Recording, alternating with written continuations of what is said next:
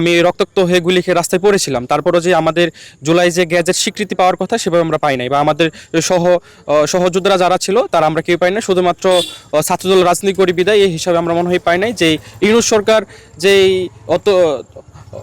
অন্তর্বর্তীকালীন সরকার যেই গ্যাজেটটা ভুক্ত করেছে তারা তাদের নিজস্ব মন করার মতো তারা যাচাই বাছাই না করেই তারা এই গ্যাজেটটা করেছে আর কি। আমরা যারা আন্দোলন করেছি, আন্দোলন সক্রিয় ভূমিকা ছিল আমাদের, তারা এখন পর্যন্ত গ্যাজেট তালিকাভুক্ত নাম আসে নাই, বা তারা এখনও এইভাবে চিকিৎসা তাদের ভালো মতো ঠিকঠাক মতন দেখাশোনাটাকে করতে পারে নাই। আমরা এখন যে আমাদের বর্তমান সরকার আছে দেশনায়ক জনাব তারেক রহমান, ওনার কাছে আমাদের জোর দাবি হচ্ছে যে যারা প্রকৃতপক্ষে আন্দোলন করেছে, সংগ্রাম করেছে, রক্ত দিয়েছে, গুলি খেয়েছে, সে এইটা যেন বিবেচনা করে পুনরায় যাচাই বাছাই করে যারা বাদ পড়েছে তাদেরকে যেন এই গ্যাজেট তালিকাভুক্ত নামকরণগুলো করা হয়, নতুনভাবে গ্যাজেটগুলো করানো হয়।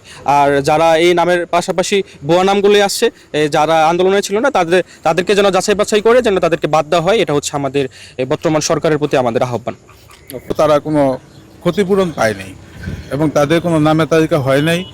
সেজন্য আমাদের মাননীয় প্রধানমন্ত্রী দেশনায়ক তারেক রহমানের কাছে আমাদের অনুরোধ যে আমাদের যারা জুলাই আন্দোলন করেছে সত্যিকারে তাদেরকে খুঁজে বের করে তাদের আর্থিক সহযোগিতা অথবা তাদের চিকিৎসার সুব্যবস্থা করা আকুল আবেদন জানাচ্ছি।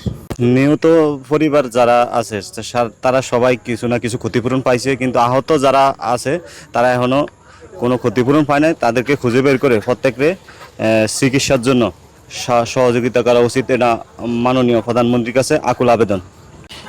আমরা যারা 3 আগস্ট আন্দোলনে আহত হয়েছে এখনো তারা গেজেটভুক্ত হয় নাই। এরপর এখন আমরা চাই আমরা সবাই আমাদের যারা আন্দোলন করেছে আমরা সবাই গেজেটভুক্ত হতে। আমাদের উপজেলায় অর্থাৎ শ্রীপুর উপজেলায় 41 জনের গেজেট হয়েছে যারা জুলাই আন্দোলনে আহত হয়েছিলেন।